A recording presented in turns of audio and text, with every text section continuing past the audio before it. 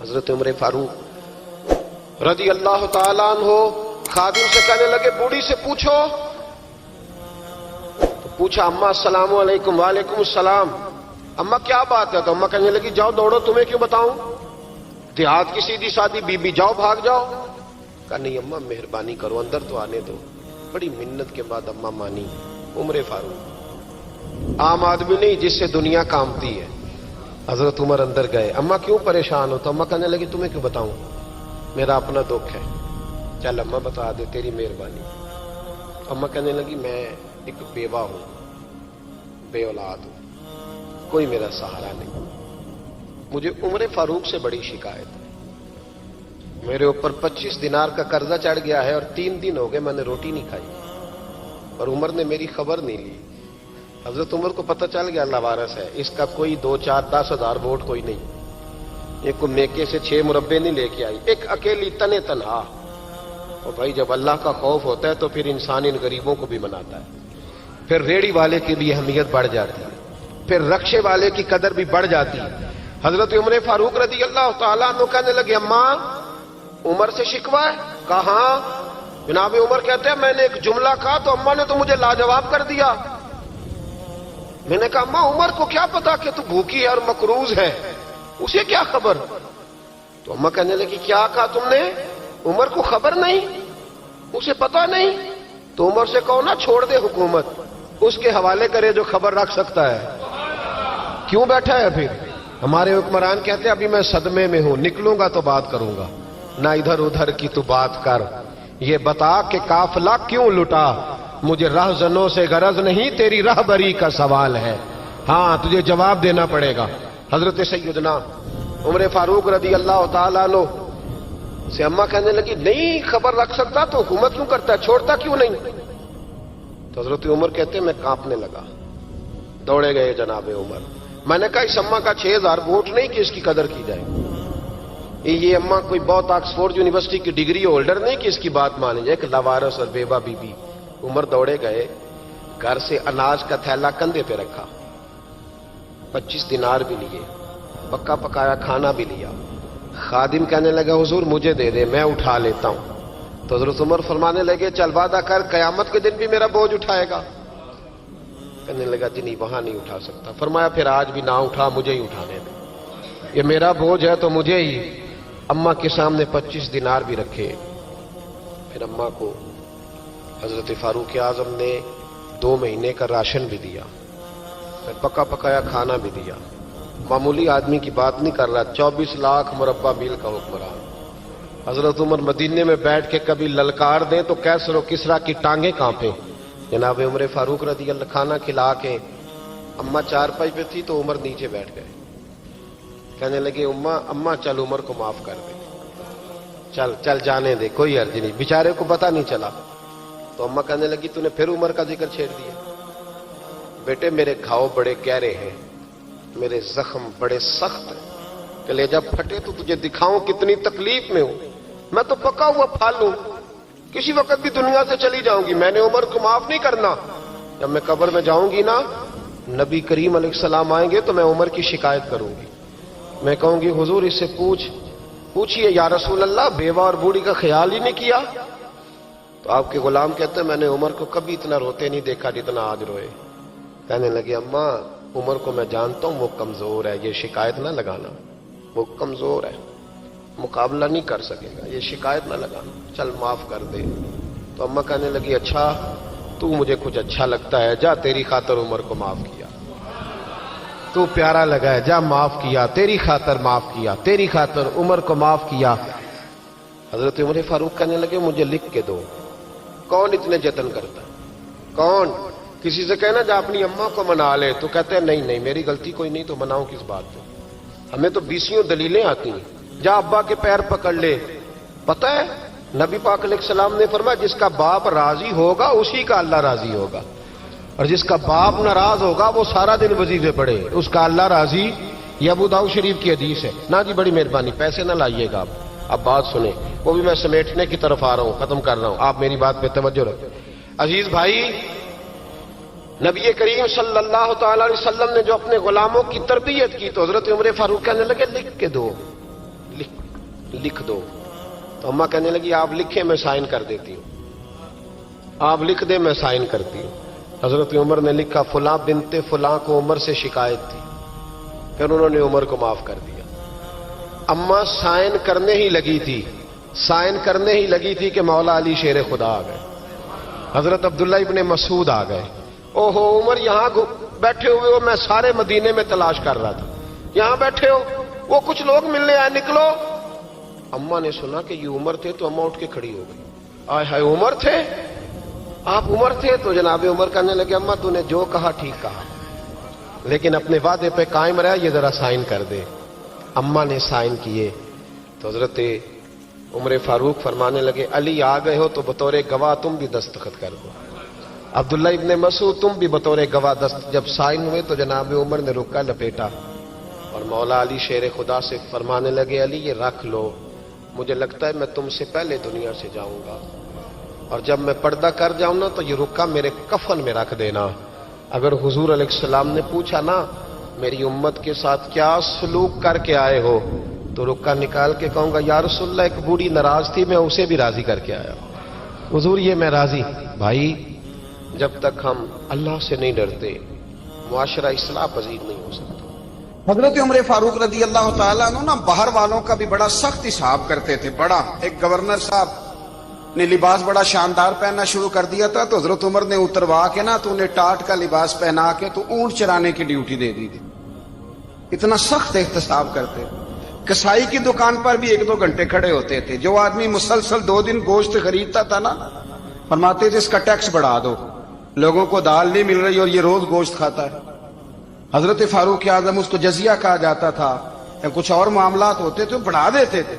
मुसलसल जो 2 दिन आदमी गोश्त खाता था, फरमाते थे मदीने में गुर्बत है, अगर ये वाला निजाम तुम करोगे तो गरीब लोग किसकी तरफ देखेंगे। लेकिन उससे ज्यादा बढ़कर जो उनकी जिंदगी का म्यार और स्टेटस था वो ये था कि अपने घर का खास ख्याल रखते, खास तवज्जो करते। मुल्क शाम से और ईरान से कुछ लोग आपकी खिदमत में आए तो वहां से कुछ कनीजें भी आईं, उनके बादशाह पैगाम लेके। शाह ईरान की कनीज को मलका ने कहा कि ना हजरत उमर की जौजा को देख के आना जरा किस तरह की है।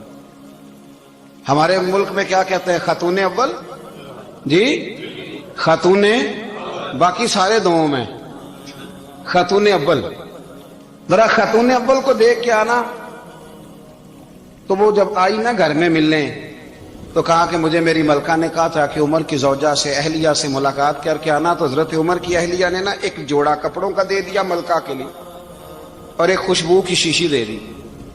अब जब वो तोहफे वहां गए तो उस मलका ने ना कुछ सोने का सामान भेजा, कुछ जेवरात भेजे, कुछ तहाइफ भेजे। जब हजरत उमर के घर आए ना वो खादिम लेके आया, उसने कहा जी आपकी अहलिया ने तोहफे भेजे थे। तो जवाब में शाह ईरान की बीवी ने, यहाँ जिस मुल्क का वो सफीर था, उन्होंने भी ये भेजे।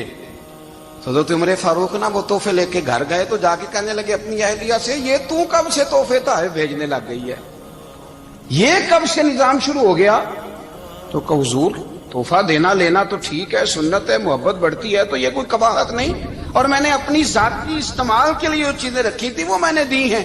तो हज़रत उमर फारूक रज़ी अल्लाह तआला अन्हु फरमाने लगे हमने किसी मुल्क के साथ और उसके बादशाह के साथ जाती ताल्लुक नहीं बनाना, ताल्लुक जो भी बनेगा रसूलुल्लाह के दीन की बरकत से बनेगा। जाती रिश्ते नहीं हमने कायम करने। जाती आपके मुल्क की जो एयरलाइन जिसका हर साल खसारे का डंडोरा पीटा जाता है ना, वो हमारे बादशाह साहब और सदर साहब अगर गैर मुल्कियों को घोड़ा कभी भेजना हो ना, घोड़ा, तो पूरा एक जहाज घोड़ा लेके तोहफे में जाता है, पूरा जहाज गरीब कौम का ये सरमाया। और कौम बड़ी बादशाह है, लाइनों में लाके वोट देती है। 2 काम हमेशा लाइन में लाके के करने, एक बिल लाइन में लाके जमा कराना है और एक वोट लाइन में लाके, ताकि फिर पूरे 5 साल लाइन में ही लगे रहें। मर्जी से आप वोट देना, पर जो बात दुरुस्त है उसको सुनो। हजरत उमर फारूक रज़ी अल्लाह तआला अन्हु ने अपनी अहलिया से पूछा कितने का था वो तेरा जोड़ा और खुशबू की शीशी? उन्होंने कहा 3 दिनार की। फरमाया ये 3 दिनार तेरे और बाकी जो तोहफे आए हैं वो तू खुद कह, क्योंकि उसने तेरे नाम भेजे हैं। तू कह कि मैं माले गनीमत में देती हूं, तू कह मैं मुसलमानों को कह تو زوجہ ہنس پڑی, کہنے لگی میں نہ بھی کہوں تو مجھے کہنا تو پڑے گا ہی, کہنا تو میں نے ہے ہی, کیونکہ سامنے عمر فاروق ہیں, لہذا فرمایا کہہ دیتی ہوں میں نے دیا خزانے کو. حضرت عمر نے جمع کرا لیا. میں یہ کیا بات ہوں, میرے گھر والے جو مرضی کریں, ان کا معیار زندگی جس طرح کا مرضی ہو. اور حضرت عمر ایک جملہ کہا کرتے تھے, اللہ کرے کہ یہ باتیں اس دور حاضر میں ہماری سمجھ میں آئیں. حضرت عمر فاروق رضی اللہ تعالیٰ عنہ اپنے بچوں کو فرمایا کرتے تھے کہ بہت آدمی کو بھوک لگی ہو نا, اور پھر اس کی پسند کا کھانا پکا ہو, جتنے شوق سے وہ اس کھانے کو دیکھتا ہے نا, فرمایا اس طرح پوری قوم اپنے بادشاہوں کے خاندان کو دیکھتی ہے, اس تیزی کے ساتھ دیکھتے ہیں کہ ان کے گھر میں کیا ہو رہا ہے, ان کا معیار زندگی کیا ہے, ان کا سٹیٹس کیا ہے. سیدنا فاروق اعظم رضی اللہ تعالی عنہ نے اپنے گھر کے اندر اپنے بچوں, آپ کے بچے دونوں کاروبار کے لیے مصر گئے, تو وہاں کے گورنر صاحب نے لوگوں سے, ایک بہت بڑا قافلہ گیا مدینے سے مصر تجارت کے لیے, جاتے ہیں نا آج بھی قافلے کئی ملکوں میں, تو یہ گئے تجارت کے لیے. تو حضرت عبداللہ ابن عمر, حضرت عبید اللہ ابن عمر, حضرت عمر کے دونوں بیٹے گئے. جناب عمر فاروق کے بچے جب وہاں پہنچے تو مصر کے گورنر نے نا لوگوں کو تعارف کرایا کہ یہ عمر فاروق کے بیٹے ہیں. یہ حضرت یہ چودھری کے بیٹے کو کون بتاتا ہے کہ تو چودھری کا بیٹا ہے؟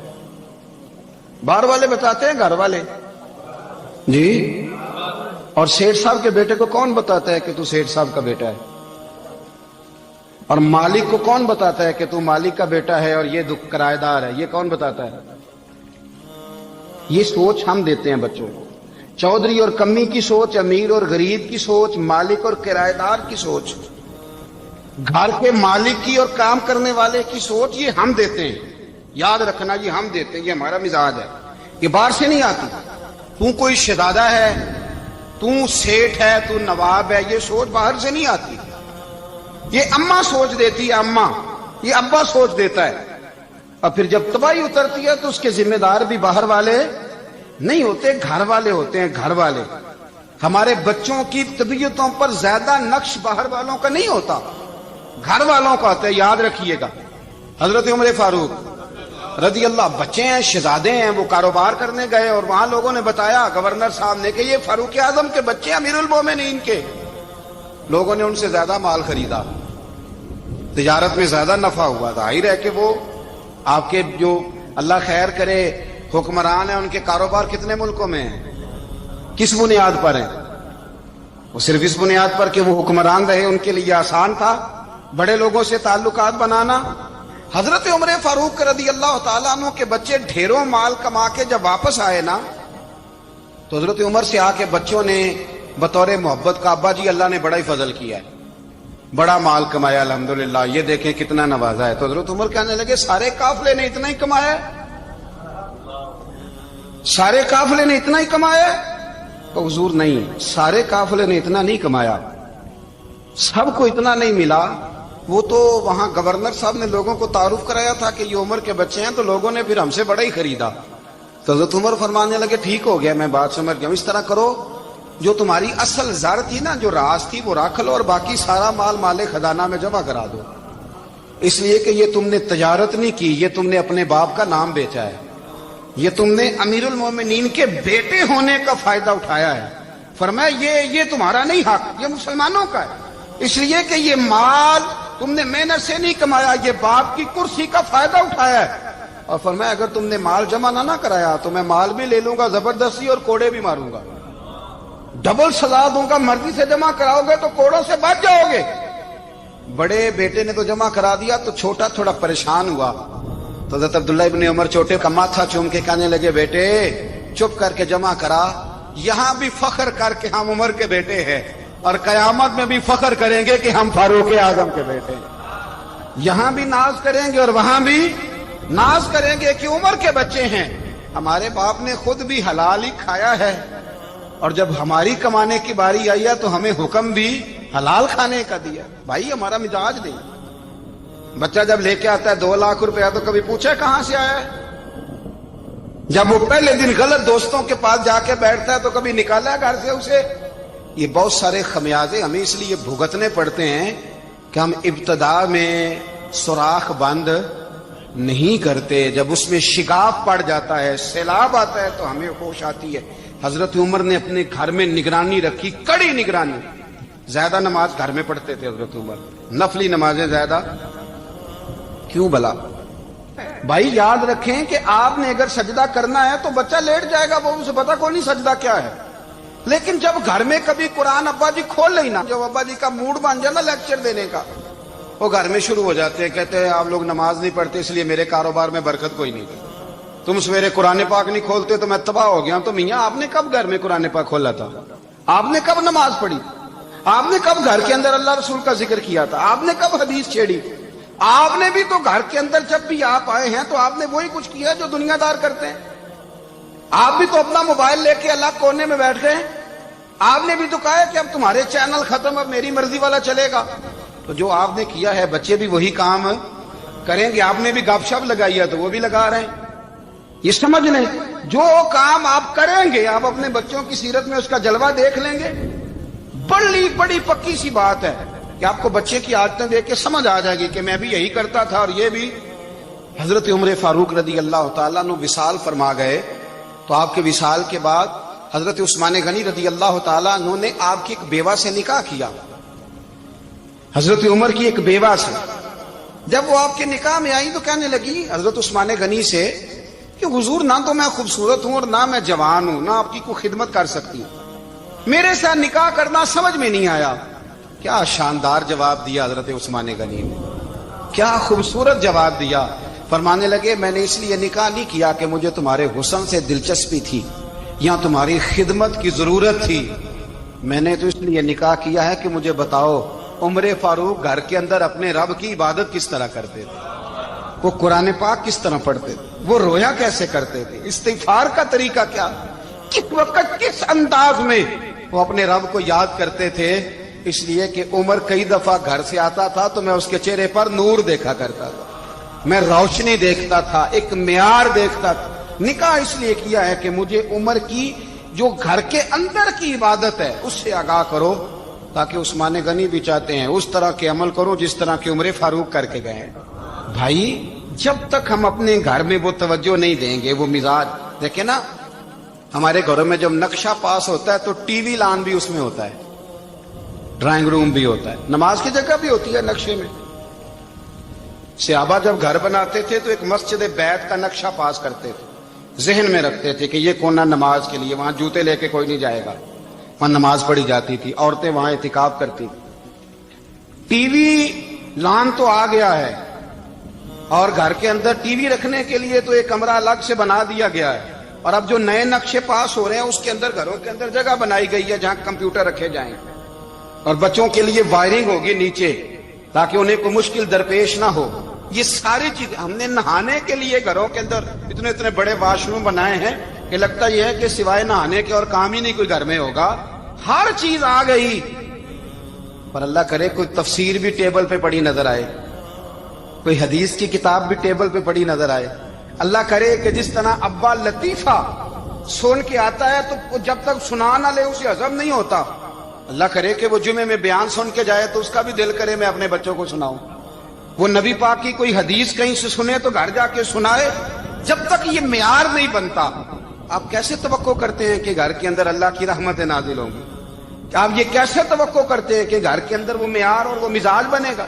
حضرت عمر فاروق نے ذاتی زندگی پر جو توجہ دی، گھر والوں کے معیار پر جو توجہ دی حضرت عمر فاروق رضی اللہ تعالیٰ عنہ نے، وہ بھی بڑی دیدنی ہے۔ حضرت ابو موسیٰ اشعری کو نا آپ نے وزیر خزانہ بنایا، وزیر خزانہ، تو حضرت ابو موسیٰ اشعری کہتے ہیں کہ حضرت عمر کو شے خزانے میں رہنے تو دیتے نہیں تھے۔ تو ایک دن میں صفائی کر رہا تھا اس کمرے کی جس میں خزانہ رہتا تھا۔ ہمارے تو ملک میں جو جاتا ہے وہ صفائی کر کے ہی جاتا ہے، اللہ خیر کرے۔ اور خیر معیار بدلتا ہے، جو پچھلی حکومت ہوتی ہے وہ قرضہ اٹھاتی ہے، وہ باہر سے جاتی ہے تو قرضہ لے کے آتی، اور جو نہیں آتی ہے وہ کہتی ہے ہمیں پیکج مل گیا ہے، وہ قرضہ نہیں اٹھاتے۔ ان کو کیا ملتا ہے؟ یعنی پچھلی نے قرضہ لیا تھا اور ہم نے، واہ جی واہ کیا خوبصورت انداز ہے، اس کا نام بدل کے نا، انہوں نے قرضہ لیا تھا اور ہم نے، میں کہا بڑے شاندار سیانے بندے ہو گئی۔ اور اللہ تعالیٰ خیر فرمائے. ہمارے جو بڑے شاندار قسم کے دوست ہیں نا، شاندار، جن کا ادب سے نام لیتے ہیں، وہ عرب کے بادشاہ ہیں. ہم تو عرب خالی کہتے بھی نہیں، عرب شریف کہتے ہیں، عرب شریف. انہوں نے پتہ کیا کیا ہے؟ انہوں نے اس طرح کیا ہے کہ جو کشمیریوں کا قاتل تھا نا، اس کے گلے میں میڈل ڈال دیا ہے. یہی کام وہ کرتے رہتے. انہوں نے پہلے انہیں بلا کے مندر بھی بنوائے تھے. ہمیں کوئی شکوہ نہیں، ان کی زمین ہے، اللہ تعالیٰ توفیق عطا کرنے والا ہے. پر خیال یہ تھا کہ چلو کشمیریوں کے زخم پر نمک نہ چھڑکتے، 2 مہینے انتظار کر لیتے، کچھ حالات سنور جاتے، کچھ تھوڑا انتظار. ہیں ہمارے دوست، ہمارے وزیر اعظم صاحب جب جاتے ہیں تو وہ پھولوں کا ہار ڈالتے ہیں ہمارے دوست.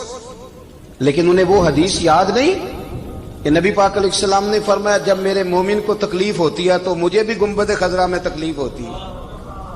انہیں نہ کشمیریوں کا خون یاد نہیں آیا، انہیں برہان وانی کی کٹی ہوئی لاش یاد نہیں آئی، انہیں 30,000 بیوہ عورتیں 30,000 بیوہ عورتیں یاد نہیں آئی، 30,000 بیوہ عورتیں جن کے سہاگ اجڑ گئے. اور انہیں 1.25 لاکھ یتیم بچہ یاد نہیں آیا جو یتیمی کی زندگی گزار رہا ہے. اور اس کے باوجود بہت بڑے ذمہ دار ہیں وہ. مجھے پڑھ لینے دو آج احمد فراز کا شعر. وہ ہمارے مکتب کوئی ایسا نہیں کہ وہ مولوی تھا، وہ غیر جانبدار تھا، پر مجھے آج پڑھ لینے دو اس کا شعر. ایک کلیجے کا درد ہے، پڑھ لینے دو. اس نے کہا تھا کہ پڑھتا ہوں تو کہتی ہے یہ خالق کی کتاب ہے، مثل یہودی یہ سعودی بھی عذاب. اس قوم کے بارے میں کیا لکھوں فراز، کعبے کی کمائی سے جو پیتے ہیں شراب، کعبے کی کمائی سے جو پیتے ہیں شراب. اس قوم کے بارے میں کیا لکھوں فراز، کہ کعبے کی کمائی سے جو پیتے ہیں شراب. میں خیال نہیں آیا تمہارا صرف دین یہ ہے کہ قبریں گرا دو، مزارات گرا دو، فقط یہ دین ہے؟ کوئی نبی پاک کے روزے کی طرف منہ کرے تو اسے مشرک کہو، یہ دین ہے؟ اس کا نام مذہب رکھا ہے تم نے. مذہب تو اس کا نام ہے کہ جو رسول اللہ کا نام لینے والا ہے وہ ہمارا یار ہے، اور جو نبی پاک کا نام لینے والا نہیں، ہمارا اس سے کوئی تعلق. یہ دین ہے. حضرت عمر فاروق کی سیرت سنا رہا ہوں، حضرت عمر کی. حضرت ابو موسیٰ اشعری نے ایک عیسائی کو منشی رکھا تھا، اکاؤنٹ آفیسر حضرت ابو موسیٰ اشعری نے. تو حضرت عمر فاروق بول پڑے، کہنے لگے تمہیں مسلمان کوئی نہیں ملا تھا؟ کلمہ گو نہیں تمہیں نظر آئے؟ کشمیریوں کی لاشیں نظر نہیں آتی؟ ان کا خون بہ رہا ہے، تباہی اتر رہی ہے، اور تم قاتل کو گولڈ میڈل پہنا رہے ہو. اور یاد رکھنا جب مسلمانوں کی بچیاں روندی جاتی ہوں نا تو پھر اسلام امن کا درس نہیں دیتا، پھر اسلام جہاد کی بات کرتا ہے. پھر اسلام جہاد کی بات کرتا ہے، جہاد کی. وہ قومیں غیرت مند نہیں ہوتی کہ جن کے گھروں میں آگ لگی ہو اور وہ غیروں کو ہار پہناتی پھرے. اللہ کا کچھ خوف کرو. زندگی مختصر ہے. دبئی میں کتنے رہے اور کتنے چلے گئے. خدا را کچھ خدا تم سے اچھے تو وہ نیو یارک کے رائٹر ہیں جو کم از کم اپنے کالموں میں کشمیر کی بات کرتے ہیں. تم سے اچھا برطانیہ کا وہ شخص ہے جو کم از کم BBC لندن پہ رپورٹ جاری کرتا ہے تو کہتا ہے کشمیر پہ ظلم ہو رہا ہے.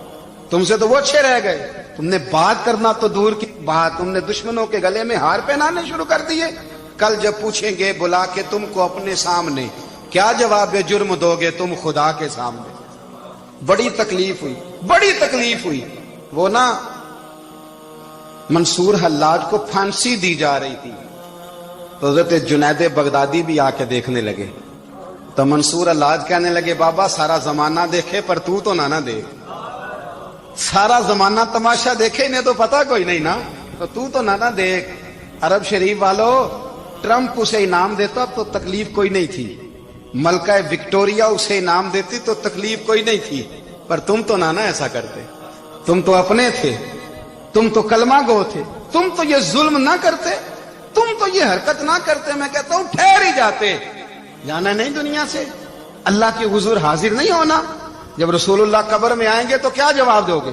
خدا را حضور نے فرمایا تھا گناہ روک نہیں سکتے تو دل میں ہی برا جان لو.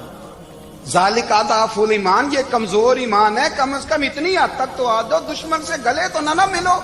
خدا را سمجھے ہمارا پہلا تعارف یہ ہے کہ ہم رسول اللہ کے غلام ہیں. اقبال نے کہا تھا وطن کا بت نہ بنانا، وطن کو بت نہ بنانا.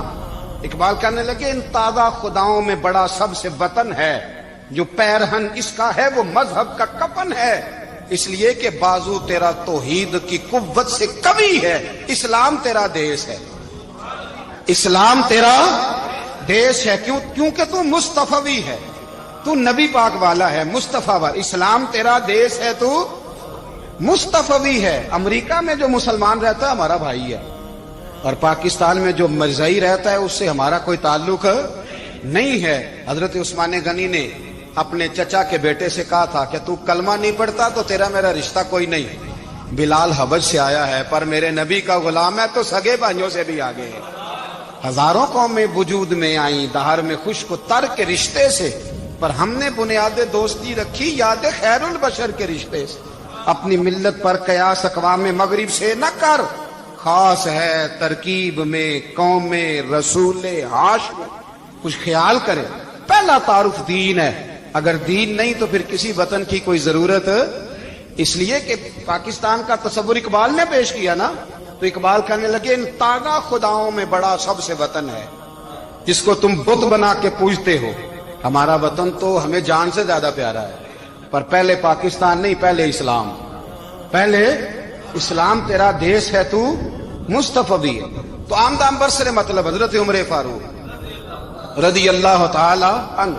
حضرت سیدنا ابو موسیٰ اشعری کہتے ہیں کہ میں نے نا صفائی کی، مال غنیمت کی میں نے صفائی کی، تو ایک دینار مجھے نا کہیں پڑا ہوا مل گیا، تو فرماتے ہمیں اجازت ہوتی تھی کہ ایک آدھ دینار ہم اپنی مرضی سے کہیں خرچ کر سکتے۔ تو حضرت عمر کے بیٹا گزر رہا تھا، تو حضرت ابو موسیٰ اشعری کہتے ہیں میں نے صفائی کی تو ایک دینار نکلا، تو میں نے وہ ایک دینار نا حضرت عمر کے بیٹے کو دے دیا۔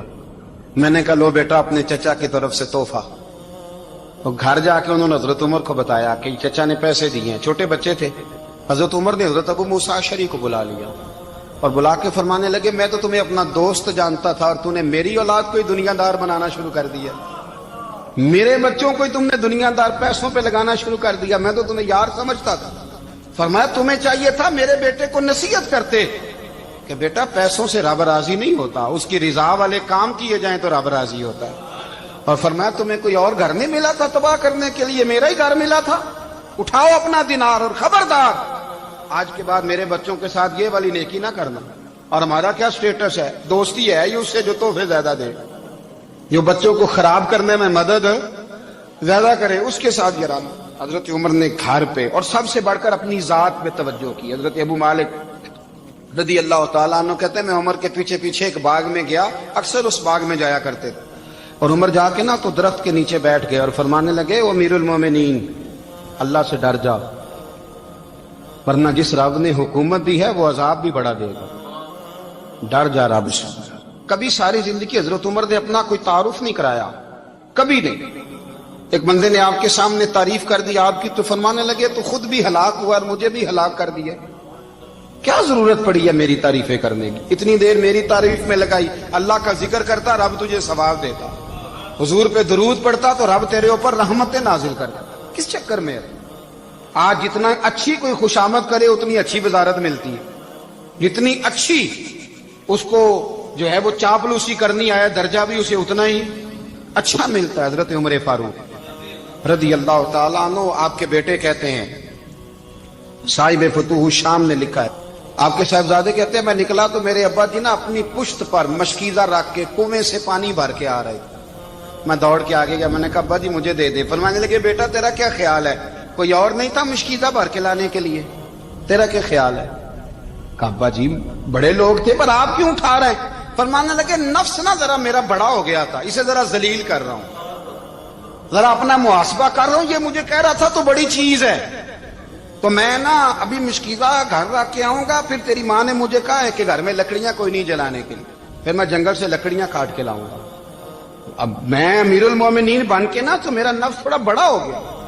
اب یقین کریں ہمارا ہاضمہ خراب ہو جاتا ہے جب تک ہمارا تعارف صحیح نہ ہو، ہمارا تعارف ٹھیک نہ ہو، میں یہ ہوتا ہوں میں وہ ہوتا ہوں، چھوڑ مٹی دیں تے مٹی رہنا ہی، مٹی دیں تے مٹی دیں تے مٹی رہنا ہی، ایویں کادی بلے بلے اج مٹی دے اتے بندیا تے کل مٹی دے تھلے، مٹی دیں تے مٹی رہنے کادی بلے، مجھے پوچھ لو، مجھے جان لو، میرا نام لے لو، میں بھی آیا ہوں، میں بھی ہوتا ہوں، میرا بھی یہ تذکرہ ہے، میں بدکار پرانا خادم، کسے در ملی نٹ ہوئی، اے تے واصف یار نے نظر جو کی تھی تے واصف واصف ہی ہوئی۔ یہ تو بڑی بات کی بات ہے، تو بات کی بات ہے صاحب، ورنہ من نانم کے من نانم، جو ہم ہیں اس کا ہمیں پتا تو ہے نا بھائی۔ کبھی بھی یہ جو ذات کا چکر ہے نا، میں بھی ہوں، مجھے بھی، او بھائی یاد رکھو میں کون ہوں۔ یہ جو نام نمود اور یہ خواہشیں اور یہ جو وقار، یہ تو کمزور لوگوں کا طریقہ ہے، جس کو اپنا تعارف کرانا پڑ گیا، اس سے بھی زیادہ کمزور کوئی ہے؟ فوٹو میں دکھاتا پھرتا ہے فلانے کے ساتھ فوٹو، فلانے، تو کمزور بندے یہ کام کرتے۔ حضرت عمر فاروق، اللہ اکبر، حضرت عمر جیسا بندہ 24 لاکھ مربع میل کا حکمران، اور شاہ روم کو خط لکھ کے کہتا ہے میں منت نہیں کرتا، میں حکم دیتا ہوں۔ اتنا تگڑا بندہ۔ جنگ قادسیہ کے لیے حضرت سعد بن ابی وقاص کو بھیجا، فتوح الشام پڑھ کے دیکھیں۔ حضرت عمر بڑے پریشان ہیں، اتنے دن ہو گئے کوئی رپورٹ ہی نہیں آئی۔ اب تو موبائل ہے نا، تو ایک ایک منٹ کی رپورٹ لیں آپ، بلکہ آپ ایک ایک منٹ کی فوٹو لیں، آپ رپورٹ تو دور رہ گئی۔ حضرت عمر فاروق رضی اللہ تعالیٰ عنہ بڑے پریشان ہیں کہ قادسیہ میں حضرت سعد بن ابی وقاص کے ساتھ لوگ جہاد کرنے گئے، رپورٹ کوئی نہیں آ رہی۔ اتنے پریشان تھے کہ باہر نکل کے نا اس رستے پہ بیٹھ جاتے جو رستہ قادسیہ کی طرف سے آتا تھا، اس جو بھی آتا جاتا پوچھتے جنگ کے کیا حالات ہیں۔ ادھر جب اللہ نے فتح دے دی نا، تو حضرت سعد بن ابی وقاص رضی اللہ تعالیٰ عنہ نے ایک قاصد کو خط دے کے بھیجا، کہنے لگے عمر کے پاس جاؤ، انہیں اطلاع دو کہ الحمدللہ اللہ نے اسلام کو فتح عطا کر دی۔ یہ حضرت عمر کو جا کے دینا، وہ بڑے پریشان ہوں گے۔ وہ جو اس زمانے میں اس طرح ہوتا تھا کہ کئی دور دور سے صحابہ جو دوسرے شہروں کے ملکوں کے رہنے والے ہوتے تھے، وہ بھی آ کے شامل ہو جاتے تھے جہاد میں۔ کوئی ایک دفعہ مدینے آیا، کوئی 2 دفعہ آیا، پھر اپنے اپنے علاقوں میں۔ بہت سارے لوگوں نے زیادہ دفعہ حضرت عمر کو دیکھا بھی نہیں تھا۔ وہ جو قاصد خط لے کے آیا تھا نا، اس نے 1 دفعہ دیکھا تھا، حضرت عمر بوڑھے ہو گئے، وہ پہچانتا نہیں تھا۔ میری بات کی سمجھ آ رہی ہے آپ حضرات؟ ادھر سے وہ خط لے کے آ گیا۔ حضرت عمر مدینے سے باہر نکل کے اس روڈ پہ بیٹھے تھے جو قادسیہ سے آتا تھا۔ جب اس آدمی کو آتے دیکھا تو حضرت عمر اٹھ کے کھڑے ہو گئے، فرمانے لگے قادسیہ سے آ رہے ہو؟ وہ کیا کہتا ہے؟ پھٹے پرانے کپڑے، ٹوٹے ہوئے جوتے، سر پہ پرانی پگڑی، کہنے لگے غلام مدینے کے رہنے والے ہو؟ حضرت عمر کہنے لگے ہاں مدینے کا ہوں۔ کہا میں قادسیہ سے آیا ہوں، الحمدللہ اللہ نے اسلام کو فتح دے دی ہے، الحمدللہ کفر کی کمر ٹوٹ گئی ہے۔ اس نے یہ بات کر کے تو گھوڑے کو ایڑی لگائی، گھوڑا دوڑنے لگا مدینے کے، حضرت عمر بھی ساتھ ساتھ دوڑ رہے ہیں۔ فرمانے لگے اچھا بتاؤ خالد بن ولید کا کیا حال ہے؟ تھوڑا آگے جا کے فرمانے لگے اسامہ بن زید کیسے ہے؟ وہ کہتے ہیں ٹھیک ہے۔ پھر اس نے اور گھوڑا، عمر ساتھ ساتھ دوڑ رہے ہیں، ساتھ ساتھ 24 لاکھ مربع میل کا حکمران، ایک جوتا پیر سے نکل گیا، عمر دوڑ رہے ہیں۔ آگے جا کے پوچھتے ہیں سعد بن ابی وقاص کا کیا حال ہے؟ تو حضور وہ بھی ٹھیک ہے۔ کتنے لوگ میرے شہید ہو گئے مسلمانوں میں سے؟ کہنے لگا صحیح گنتی کا نہیں پتا، یہ لفظ ادا ہوتے ہوتے مدینے کی سرحد آ گئی۔ لوگوں نے عمر کو گھوڑے کے ساتھ دوڑتے دیکھا تو کہا امیر المومنین کیوں دوڑ رہے ہیں؟ وہ غلام چھلانگ لگا کے نیچے آیا، قدموں میں بیٹھ گیا، کہنے لگا حضور آپ نے بتایا ہی نہیں آپ امیر المومنین ہیں۔ آپ فرمانے لگے کیا بتاتا؟ میں تو اونٹ چلانے والے کا پتر ہوں، کیا بتاتا؟ وہ عمر ہوں جس نے اپنے گناہوں کا حساب دینا ہے، کیا بتاتا؟ جو سعد بن ابی وقاص کو جہاد پہ بھیج کے خود بزدلوں کی طرح گھر میں بیٹھا ہے، کیا بتاتا؟ کوئی حیثیت نہیں، کوئی تعارف۔ تو نے اچھا کیا، تو تو مجاہد تھا، مجھے ساتھ ساتھ دوڑایا، تو نے اچھا کیا۔ جتنے لوگ تھے چیخے مار کے رونے لگے۔ حضرت فاروق اعظم سے کہنے لگے عمر جب تک تیرے جلوے رہیں گے اللہ کامیابیاں ہی عطا فرمائے گا، جب تک تیرا رنگ رہے گا اللہ تعالیٰ نوازتا ہی رہے گا۔ کچھ نہیں، کبھی اپنا آپ ظاہر ہی نہیں کیا۔ بہت بڑے تھے، بہت بڑے تھے حضرت عمر، بڑے تھے، لیکن ساری زندگی اپنے محاذ۔ حضرت ابو رافع غلام تھے، قرآن پاک بڑا سونا پڑھتے تھے۔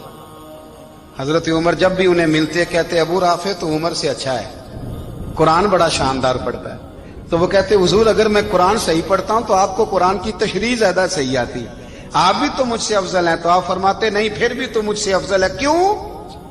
اس لیے کہ تو اپنے غلام اپنے آقا کی نوکری بھی ٹھیک کرتا ہے اور رب کی عبادت بھی ٹھیک کرتا ہے، اور مجھے خالص صرف عبادت کرنی ہوتی ہے وہ بھی ٹھیک نہیں کر پاتا.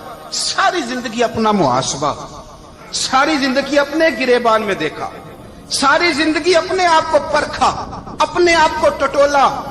62 سال عمر بیت گئی.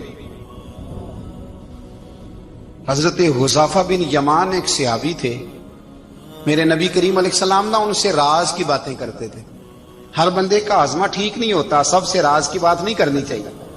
حضرت حذیفہ بن یمان کہتے ہیں حضور راز کی باتیں بتاتے. مدینہ منورہ میں جو منافقین تھے ان کی لسٹ بھی نبی پاک نے حضرت حذیفہ بن یمان کو دی تھی. جب کوئی مشکوک آدمی مر جاتا نا تو صحابہ کہتے ہیں ہم دیکھتے اگر حضرت حذیفہ نے جنازہ پڑھا تو ہم بھی جنازہ پڑھ لیتے. نبی پاک نے بھی کچھ جنازے نہیں پڑھے. ترمذی میں ہے فرمایا عثمان سے جو بغض رکھے اس کا جنازہ نہیں پڑھیں گے. حضرت حذیفہ بن یمان اگر جنازہ پڑھتے تو لوگ پڑھتے، وہ نہ پڑھتے تو لوگ جنازہ نہ پڑھتے. حضرت حذیفہ بن یمان کہتے ہیں جناب عمر فاروق کی خلافت کے آخری ایام تھے، کچھ دنوں کے بعد وہ شہید ہو گئے. فرماتے آدھی رات کا وقت تھا، میں گھر میں سویا تھا بڑا بے فکر، اچانک میرے دروازے پہ دستک ہوئی، میں گھبرا کے اٹھا. اتنی رات کو کون آیا؟ کہتے ہیں قربان جاؤں دروازے پہ گیا تو امیر المومنین فاروق اعظم دروازے پہ. میں نے کہا عمر کوئی حکم تھا تو مجھے بلا لیتے. کہنے لگے میں نا امیر بن کے نہیں آیا، تیرا ویر بن کے آیا ہوں. امیر المومنین کی حیثیت سے سرکاری کام سے بلاتا تو وہاں بلاتا، مجھے ایک ذاتی کام پڑ گیا. کہتے میں نے عمر کو گھر کی اندر بلا کے چارپائی پہ بٹھایا. میں نے کہا حضور میں غریب آدمی ہوں، میں کیا آپ کے کام آ سکتا ہوں؟ تو کہتے ہیں انہوں نے نا مجھے ساتھ بٹھا لیا، پھر میرا ہاتھ پکڑ لیا. کہنے لگے تو عمر کو جانتا ہے؟ عمر جھوٹ نہیں بولتا. تو جانتا ہے؟ عمر وعدوں کا پکا ہے. کہا حضور جانتا ہوں. کہا میں اس وقت آیا ہوں جب دیکھ بھی کوئی نہیں رہا. حضرت حذیفہ بن یمان کہتا ہوں پریشان ہو گیا، حضور پہلیاں نہ بجھوائے، مہربانی کر بتائیں کدھر آئے ہیں. حضرت عمر فاروق فرمانے لگے 62 سال کا ہو گیا ہوں، 63واں چل رہا ہے، داڑھی سفید ہو گئی ہے، الپک گیا، اٹھ فریدا ستیا، داڑھی آ گئی پور، اگا نیڑے آ گئی، پیچھا رہ گئی دور. اب قبر اشر کا معاملہ صاف نظر آنے لگا ہے. کہا حضور مجھ سے کیا چاہتے ہیں؟ حضرت عمر رو پڑے. کہنے لگے آج میں عشاء کے بعد نکلا ہوں تو نبی پاک کے صحابہ مجھے نیک کہہ رہے تھے، پھر میں نے بچوں کی ماں سے اور بچوں سے بھی پوچھا ہے، وہ بھی مجھ سے راضی ہیں. پر حذیفہ تیرے ساتھ نبی پاک راز کی باتیں کرتے تھے، سچ بتا کہیں عمر کا نام منافقوں میں شامل تو نہیں؟ سچ بتا ان منافقین میں تو شامل نہیں؟ کہیں اوپر سے تو نہیں سارا کچھ؟ حضرت حذیفہ بن یمان کہتے ہیں میں باپ کے مرنے پہ اتنا نہیں رویا جتنا عمر کے سوال پہ رویا. میں قدموں میں بیٹھ گیا. میں نے کہا نہیں عمر یہ تو میں نے نہیں سنا، لیکن یہ میں نے نبی پاک سے ضرور سنا ہے کہ میرے بعد اگر کوئی نبی ہوتا تو عمر ابن خطاب ہوتا. یہ میں نے اپنے کانوں سے سنا ہے کہ عمر جس گلی سے گزرے شیطان رستہ بدل جاتا ہے. یہ میں نے اپنے کانوں سے سنا ہے کہ 950 سال حضرت جبریل جناب عمر کی شان بیان کرے تو پھر بھی بیان نہیں ہو سکتا. یہ میں نے ضرور سنا. دوستو ساری زندگی حضرت عمر نے اگر دوسروں کا محاسبہ کیا تو اپنا اور اپنے بچوں کا بھی کڑا خیال رکھا، اپنی ذات پر بڑی توجہ دی. جو لوگ اپنا بھول جاتے نا، ہمیں اپنی صحت کا بڑا خیال ہے لیکن اپنی روحانی زندگی کا کوئی خیال نہیں ہے، قلبی زندگی کا کوئی تصور نہیں ہے. آپ یقین کریں موٹا آدمی کمزور ہونے کے لیے جدوجہد کر رہا ہے، کمزور طاقتور ہونے کے لیے، لیکن جس کو کتنے دن بیت گئے اللہ رسول کی یاد میں رویا ہی نہیں، کتنے دن بیت گئے نہ سننے کو دل ہی نہیں چاہا، جسے مہینوں بیت گئے اور قرآن پاک کی طرف نظر ہی نہیں گئی، وہ فکر مند ہی نہیں. زندگی زندہ دلی کا نام ہے، مردہ دل کیا خاک جیا کرتے ہیں. بھائی حضرت عمر کی زندگی دور حاضر میں ہمیں یہ سبق دیتی ہے کہ کڑی نگرانی رکھو اپنے پودوں کی، کڑا خیال رکھو اپنے ذاتی باغ کا، اور یہ جو تمہارے دل کی دنیا ہے یہ تمہاری روح کی زندگی ہے، اس کا محاسبہ کرتے رہو. نبی کریم علیہ السلام نے فرمایا اپنا حساب خود کر لو قبل اس کے کہ تمہارا حساب کیا جائے. اپنا حساب بولیے، اپنا حساب. ہم ساری دنیا کا حساب کرتے پھرتے ہیں، کوئی کہاں سے کماتا ہے کہاں کھاتا ہے، پر اپنا حساب حضور نے فرمایا حساب کر لو قبل اس سے کہ تمہارا حساب مولا علی فرماتے ہیں نماز پڑھ لو قبل اس کے کہ تمہاری نماز پڑھی جائے، نماز پڑھ لو قبل اس کے کہ تمہاری، اپنا محاسبہ کریں، تھوڑا سا نا اوپر دائیں بائیں دیکھنے کی بجائے تھوڑی سی گردن جھکا کے نا، درویش کہتے ہیں برے بندے نو میں لبن ٹریا تے جگ تے ملیا نہ کوئی، اپنے اندر چاتی پائی تے میں تھوں برا نہ کوئی، تھوڑی سی اپنی طرف توجہ دیں۔ ہم نا بے چین وقت گزار رہے ہیں، بے قرار ہیں، بے سکون ہیں، سبب یہ ہے کہ ہم نے نا اپنا حساب کرنا چھوڑ